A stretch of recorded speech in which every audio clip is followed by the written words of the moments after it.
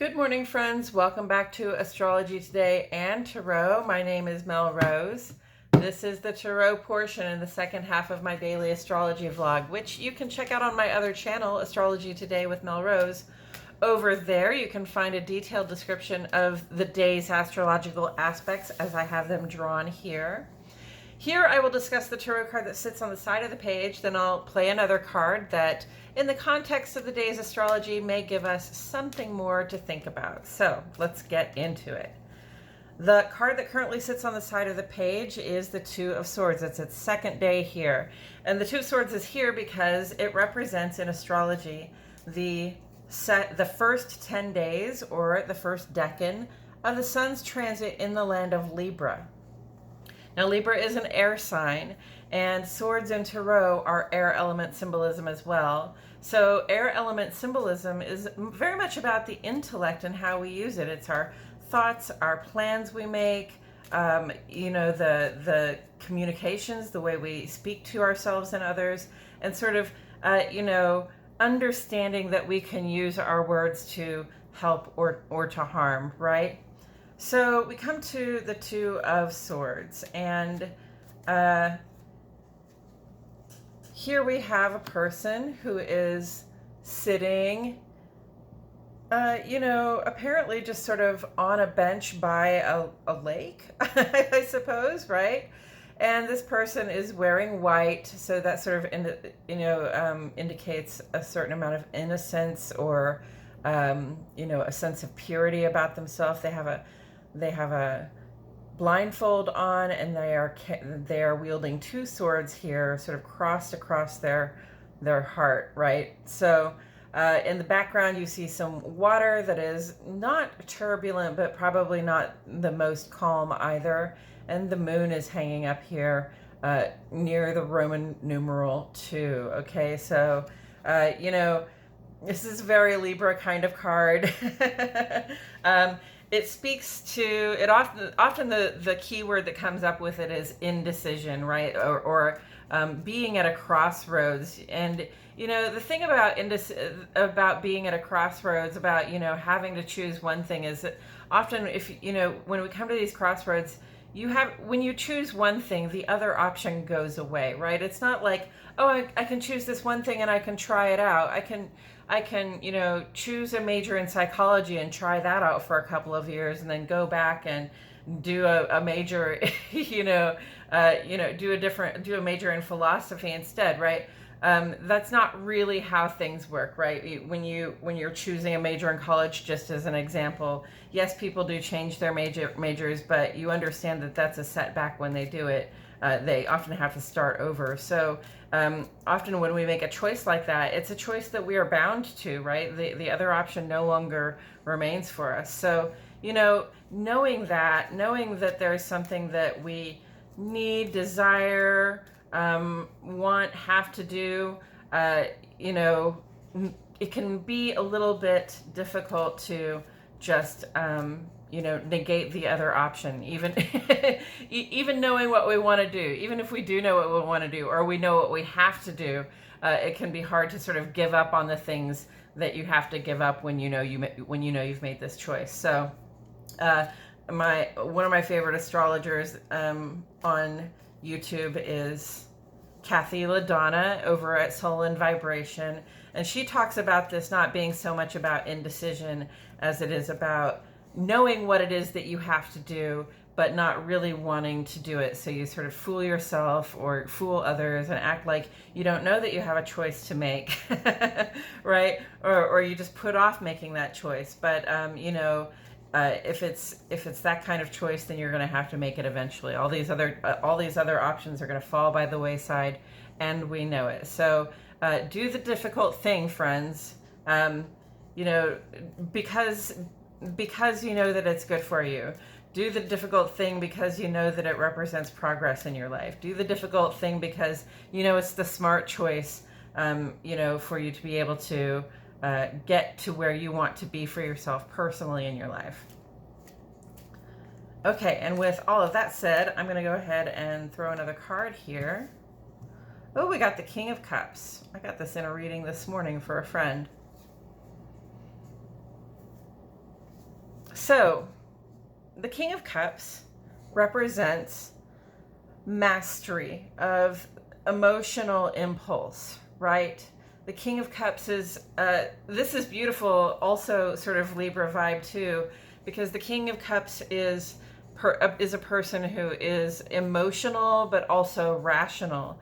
And I don't know if you heard the other episode, but I was just talking about how, the things that we pursue when the sun is in Libra, and the things that our Libra loved ones pursue all of their lives, is this sense of balance, of truth and beauty, this sense of justice. We want things to be truly as they are, and we want them to be balanced as well. And one cannot really approach making judgment calls on what is true or what is beautiful or what is balanced or what is just with strictly their mind or with strictly their heart, right? It takes a mind that is open to hear all of the truth, all of the facts just as they are. It also takes a heart that is willing, a compassionate heart that is willing to connect with the people, connect with the situation in a way that is, that shows that we're not just sort of automatons who are going to do what is, rationally best without considering the emotional implications for people. So the King of Cups is a person, you see this person sitting on a really solid foundation here, while the water around them really seems quite choppy and turbulent. So water that's choppy and turbulent, this indicates turbulent emotions. This indicates a lot going on in the intuitive sense. And that fish jumping out reminds me of the fish that's coming out of the cup in the Page of Cups.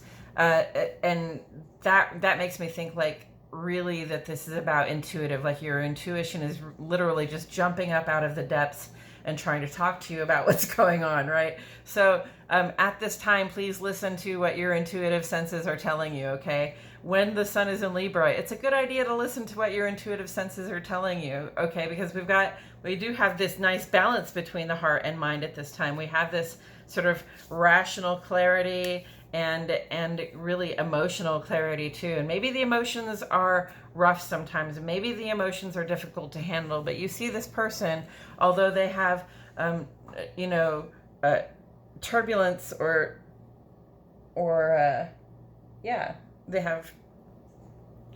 although they have turbulence in the emotional part of themselves, and although their instinct and their intuition is sort of yelling at them in their ear right now, they're able to sit there calmly and consider and give their due consideration to a situation. And this is why the king is in mastery. This is why the king is in leadership, because with the marriage of the heart and mind there, the rational calm that comes over, that takes over when we can control our emotional responses, is really quite powerful. It's really a very powerful state to be in, to be able to remain calm even though you are feeling quite upset, or to remain calm even though you're feeling quite excited about something, or remain calm even though you're feeling very sad or angry about something. So this is a mastery that we can strive toward in our lives.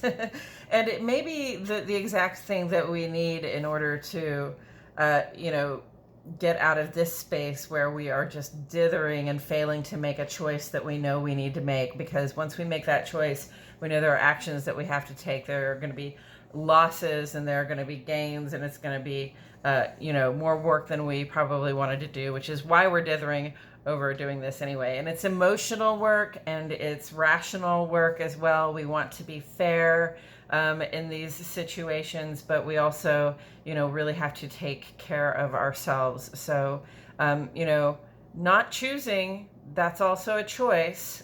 Right? And if it's not the choice that helps you take care of yourself, if it keeps you in this place of apparent blindness where you can sort of hear your emotions talking to you, but you can't really even consider the rational options that are available to you. It's time to gain some mastery over that emotional impulse to stick your head in the ground, so to speak. And taken in the context of today's astrology, the King of Cups definitely brings me to Neptune retrograde in Pisces right now. Neptune is the secondary ruler of Pisces. Neptune is Neptune in Pisces is all about the dream state, sort of even the fugue state, that theta state we go into sort of between waking and sleeping, where we have these very vivid imaginings and we kind of get these vague impressions of what's going on in our subconscious. Well, Neptune is in retrograde right now, so that clears up a lot of the fogginess. It gives us this rational clarity that we need to sort of ride these emotional waves. So that's really beautiful. I think that, anything that's coming up intuitively or creatively for us, we might be really feeling it sort of pushing it around the edges, like, oh, I want to create this, or I want to do this, or I think this is a great idea, or I'd like to try doing this, right? Like, it might be a little bit overwhelming at this time. Mercury has been in opposition to Jupiter and Neptune, and it's really just been about sort of resisting dealing with those creative impulses, simply out of it's simply kind of out of too many options, a little sense of overwhelm from it. So what we're looking for is to no longer feel overwhelmed, to understand that we do have access to some rational clarity here. We do not have to be opposed to hearing our emotions, feeling our emotions, listening to our own instincts and intuitions as they're coming up. And there's nothing going on in either of these water signs, but I will say Venus rules Libra, and these are both very Libra cards. Venus is in opposition to Neptune here and has been, but far from bringing in conflict like oppositions often do. Venus's opposition to Neptune has this feeling very open, wide, and compassionate and loving and interested, especially in ourselves and this intuitive clarity that we're getting, like rational clarity on our intuitive hearts, right? So, we're really sort of wide open to having new and beautiful things happen in our lives, and we have big compassionate hearts. This is a good time to be tuning back into sort of skills or talents that you may have left behind before, that you may want to pick back up. Not necessarily because, like maybe you play the guitar a little bit and you haven't played it in a while, you pick it back up, and maybe you're never going to play to a packed stadium, but that's not the point of learning an instrument, right? The point of learning an instrument is to sort of develop our mind, develop our rational skills, develop our creative flexibility, our ability to listen, and our ability to express ourselves as well. So, if there's a talent or a skill sort of sitting in the back of your heart and mind that you have been leaving by the side for a long time because you've got other things to focus on, and those things are just hobbies, think about picking it up around now. While Venus is in opposition to Neptune, the blessings that transpire through that learning can be, I love the word auspicious, are very auspicious. Okay, so yes. And I want to say something about Mars being in Gemini, because I'm seeing the 2 here, and the way Gemini is the twins here, and we've got the 2 swords as well. Mars is not a sword, it's a wand, okay? But Gemini is a sword, or 2 swords, as you might see it. And Gemini really relates to sort of brotherhood, and it relates to our desire to communicate and to connect with somebody, and it can also, because Gemini is two people. It's a set of twins. You know, it can sort of represent sort of having to do things two times, having a couple of different really good ideas. Mars in Gemini is really about action, around the things that we're communicating, the things that we're trying to express. We express ourselves through action. We express ourselves by doing things. And, you know, Mars is sextile to Chiron. So we really express and square to Venus right now. So we really express ourselves in a way that shows our desire to heal any challenges interpersonal challenges that we're having with other people. Mars is here in square to both Venus and Neptune, sort of adding a little bit of movement and motion to this open, compassionate vibe. You know, sort of setting us in motion to do the things that help us get better in touch with our intuition and our creative clarity. Okay, friends, I think that's all I have to say about it today. Thank you so much for joining me. I truly appreciate your presence here. My name is Mel Rose, and I'll see you all back here tomorrow for more Astrology Today and Tarot.